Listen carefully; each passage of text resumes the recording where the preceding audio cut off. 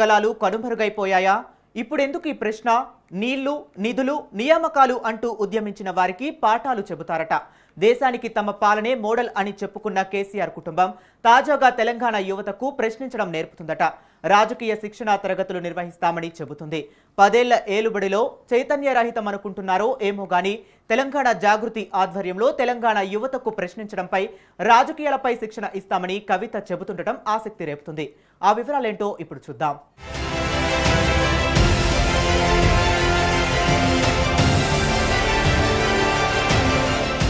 MLC కవిత ఇటీవల సొంత పార్టీలో కుటుంబంలో తనను అణచివేస్తున్నారని, పార్టీ అధినేత తన తండ్రి చుట్టూ దయ్యాలున్నాయని విమర్శలు చేసి రాజకీయాల్లో హాట్ టాపిక్ గా నిలిచారు. తండ్రి కేసీఆర్ను ప్రశ్నిస్తూ అన్న కేటీఆర్పై విమర్శలు ఎక్కుపెడుతూ సంధించిన లేఖాస్త్రం, సాగించిన విమర్శలు కవిత తిరుగుబాటు శక్తి అని అంతా అనుకున్నారు. అంతలోనే కేసీఆర్, హరీష్ రావులకు కాళేశ్వరం నోటీసులు. ఈ ఫార్ములా కేసులో కేటీఆర్ విచారణ అంశాలు తెరపైకొచ్చేసరికి కవిత స్వరం ఆగిపోయింది. రాజకీయ ప్రత్యర్థులు తమ కుటుంబం మీదకొస్తే ఐక్యంగా పోరాడుతామంటూ మళ్లీ కుటుంబ రాగం వినిపించారు. తెలంగాణ జాగృతి బీఆర్ఎస్ అనుబంధమేనంటూ పాతపాటే పాడారు. ఇలా ద్వంద్వ విధానాలు, నాలుకమడత రాజకీయాలు సాగించిన కవిత తెలంగాణ యువతకు ఏ రాజకీయాలను, ఎలాంటి ప్రశ్నించే విధానాలను నేర్పుతారని ప్రశ్నిస్తున్నారు. తనకంటే ముందు తెలంగాణ సమాజానికి బతుకమ్మ ఆట పాట తెలియదన్నంతగా ఆమె బతుకమ్మను హైజాక్ చేసేశారు. ఈ తరహా హైజాక్ రాజకీయాలు, వారసత్వ రాజకీయాలపై కవిత శిక్షణ ఇస్తారా అన్న సెటైర్లు పేలుతున్నాయి.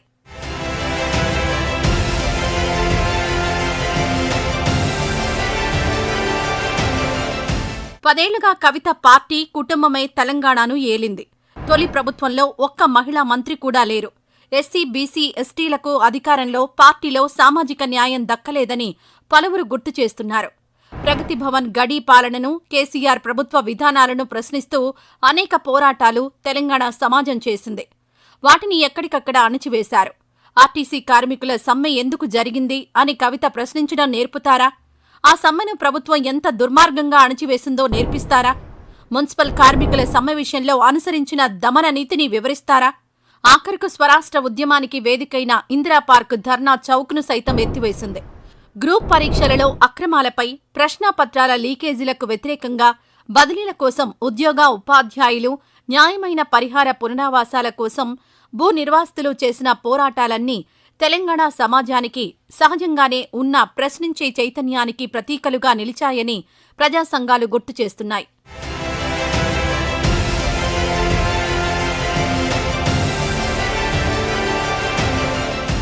యువ కవులు, రచయితలతో ఒక సమ్మేళనం ఏర్పాటు చేసిన కవిత తెలంగాణ సాంస్కృతిక, సాహిత్య రంగాలను పాలకులు నిర్లక్ష్యం చేస్తున్నారని ఆవేదన వ్యక్తం చేస్తూ వాటి పరిరక్షణకు జాగృతి కృషి చేస్తుందని చెప్పుకొచ్చారు. ఇప్పుడే నిర్లక్ష్యానికి గురయ్యాయా? 10 ఏళ్లుగా నిర్లక్ష్యానికి గురైనప్పుడు వారి ప్రభుత్వం ఎందుకు చర్యలు తీసుకోలేదు? కనీసం సినీ, సాహితీ రంగ ప్రముఖులను సత్కరించే అవార్డులు ఎందుకివ్వలేదన్న విషయాన్ని కవిత యాదికి తెచ్చుకోవాలని పలువురు ప్రముఖులు గుర్తు చేస్తున్నారు. 33% మహిళా రిజర్వేషన్లలో బీసీ మహిళలకు ఉపకోటా కోసం ఉద్యమిస్తామంటున్న కవిత 10 ఏళ్ల బీఆర్ఎస్ పాలనలో ఆ మేరకు ఎందుకు డిమాండ్ చేయలేదంటున్నారు. అధికారం పోయాక గానీ బీసీ నినాదం ఎత్తుకోని కవిత తన తండ్రి అధికారంలో ఉన్న సమయంలో దీనిపై ఎందుకు ఒత్తిడి చేయలేదని రాజకీయ విశ్లేషకులు ప్రశ్నిస్తున్నారు. మావోయిస్టులపై ఆమె సానుభూతి కూడా పచ్చి అవకాశవాదమేనంటున్నారు.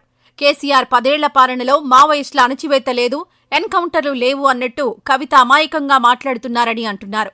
ఢిల్లీ లిక్కర్ కేసులో జైలుకెళ్లిన కవిత తెలంగాణ యువతకు నేర్పే రాజకీయ శిక్షణ ఏముంటుందంటూ కాంగ్రెస్ నేతలైతే బాహాటంగానే ఎద్దేవా చేస్తున్నారు.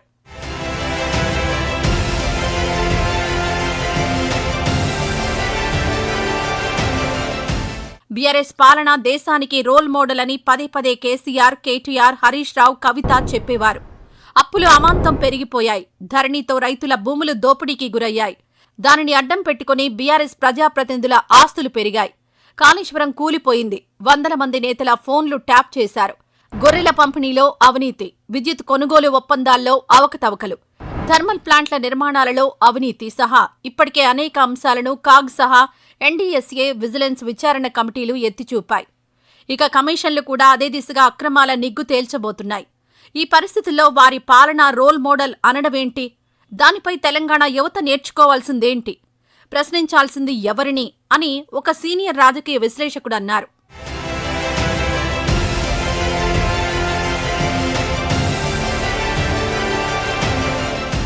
అధికారంలో ఉన్నప్పుడు సర్వం తానే అన్న అహంభావంతో వ్యవహరించి ప్రజా ఉద్యమాలను అణిచివేసిన కల్వకుంట్ల కుటుంబం ప్రతిపక్ష పాత్రలోకి పడిపోగానే ప్రజలు ప్రశ్నించాలి, ఉద్యమించాలంటూ పల్లవి అందుకోవడం వారి రాజకీయ అవసరాలనే చాటుతుందంటున్నారు విశ్లేషకులు.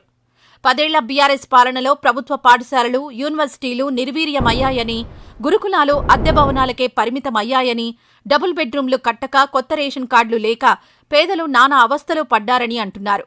నిజానికి తెలంగాణ యువత ముందుగా ప్రశ్నించాల్సింది బీఆర్ఎస్ 10 ఏళ్ల పాలన అంశాలనేనని ఓ సీనియర్ జర్నలిస్ట్ వ్యాఖ్యానించారు.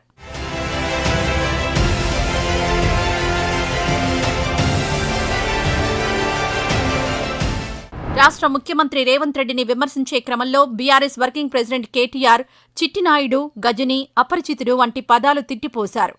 తన దాకా వస్తే గాని తత్వం బోధపడదన్నట్లుగా ఇటీవల ఫార్ములా ఈ కార్ రేసు, ఫోన్ ట్యాపింగ్ కేసులో కాంగ్రెస్ నేతల నుంచి తనపై విమర్శలు రాగానే కేటీఆర్ వల్లించిన నిబంధనలు ఆయన చెప్పే గజని, అపరిచితుడి మాటలను తలపిస్తున్నాయనే అభిప్రాయం వ్యక్తమైంది. ఫోన్ ట్యాపింగ్ కేసులో పీసీసీ చీఫ్ మహేష్ కుమార్ గౌడ్ తనపై నిరాధార ఆరోపణలు చేశారంటూ ఆయనకు లీగల్ నోటీసులు పంపిస్తారని కేటీఆర్ చిందులేశారు. మరి మూసీ ప్రక్షాళన పేరుతో ఢిల్లీకి 1000 కోట్ల మూటలు రేవంత్ రెడ్డి పంపించాడని చేసిన ఆరోపణలను ఆధారాలు చూసుకునే చేస్తున్నారా? వాటికి నోటీసులివ్వాలంటే ఎన్ని బస్తాల కాగితాలు కావాలో ఆత్మ విమర్శ చేసుకోవాలంటూ సెటైర్లు వేస్తున్నాయి కాంగ్రెస్ శ్రేణులు. ఇక ఫార్ములా కార్ రేసులో తన ఫోన్లు, ల్యాప్టాప్, ఐప్యాడ్ అప్పగించాలనేసరికి కేటీఆర్కు వ్యక్తిగత గోప్యతకు భంగం అనే అంశం గుర్తొచ్చిందని రాజకీయ వర్గాలు వ్యాఖ్యానిస్తున్నాయి. అదే వ్యక్తిగత గోప్యత వారి 10 ఏళ్ల పాలనలో యథేచ్ఛగా సాగిన ఫోన్ ట్యాపింగ్ బాధితులకు వర్తించదా అని కాంగ్రెస్ నాయకులు ప్రశ్నిస్తూ ఉండడం కొసమెరుపు.